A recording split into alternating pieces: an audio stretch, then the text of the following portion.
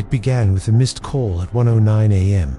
Just another Tuesday or Wednesday morning, I guess. The kind of late hour where your phone's glow feels like an intrusion. I was half asleep, tangled in my sheets, when the screen lit up my dark bedroom. A missed call, but there was no number. Just a blank space where digits should have been. No voicemail either. I shrugged it off. A glitch, a spam call that didn't register properly. I rolled over, ready to fall back into whatever dream I'd been having. But then, seconds later, my phone rang again. The same blank screen, no caller ID. This time, I didn't ignore it. A flicker of irritation, mixed with curiosity, made me swipe to answer. "Hello," I mumbled, my voice thick with sleep. Silence. Not the empty silence of a dead line, but a heavy, waiting silence. And then I heard it. A sound that made the hairs on my arms stand up. Breathing. Slow, deliberate, and unnervingly close. It sounded like the person was right there, with their mouth pressed against the microphone. Inhale, exhale. A wet, raspy sound that scraped against my eardrum. "Who is this?" I demanded, sitting up straight. "Is this some kind of joke?" The only answer was another long, slow breath. My heart started hammering against my ribs.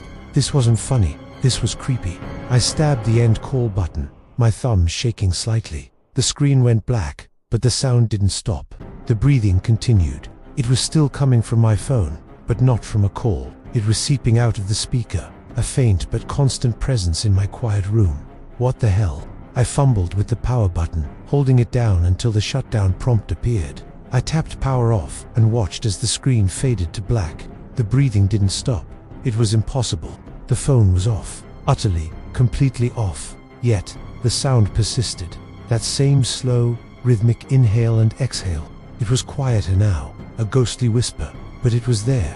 I held the cold, dead phone to my ear. The sound was clearer. It was definitely coming from inside the device. Panic was starting to set in, cold and sharp. I threw the phone onto the nightstand, as if it was something venomous. I stared at the blank screen, my own reflection staring back, pale and wide-eyed. As I watched, the screen flickered to life. Not the startup logo, just a single line of white text against the black void. A notification, it read. "Mic access granted." My blood ran cold.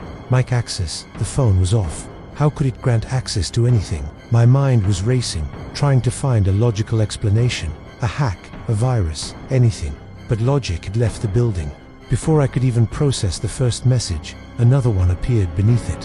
White letters glowing in the oppressive dark. "You sound better in person." My breath hitched in my throat. My sound, it was listening to me. Right now, that breathing I was hearing. Was it mine? I held my breath, listening. No. The breathing from the phone continued, steady and unbothered. It wasn't my breathing.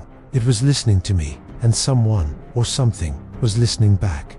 The words on the screen felt like a physical threat, a violation that went beyond just a hacked phone. Then, I felt it. A subtle shift in the air behind me. A sudden drop in temperature, and the unmistakable feeling of warm, damp air on the back of my neck.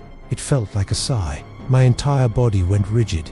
I was frozen in place, a statue of pure terror. My eyes were locked on the phone, afraid to turn, afraid to confirm what my senses were screaming at me. I was not alone. The breathing from the phone speaker seemed to get louder, syncing up with the presence I felt right behind my head. Inhale, exhale. It was in the room. My phone, lying on the nightstand, vibrated one last time. It was a long, violent buzz that shook the wooden surface. A final notification lit up the screen, the words burning into my retinas. Call connected. Connected to what? To who? I didn't have to wonder for long. The breathing in the room stopped. A profound, chilling silence fell. And then, from directly behind my ear, a slow, wet, guttural sound began.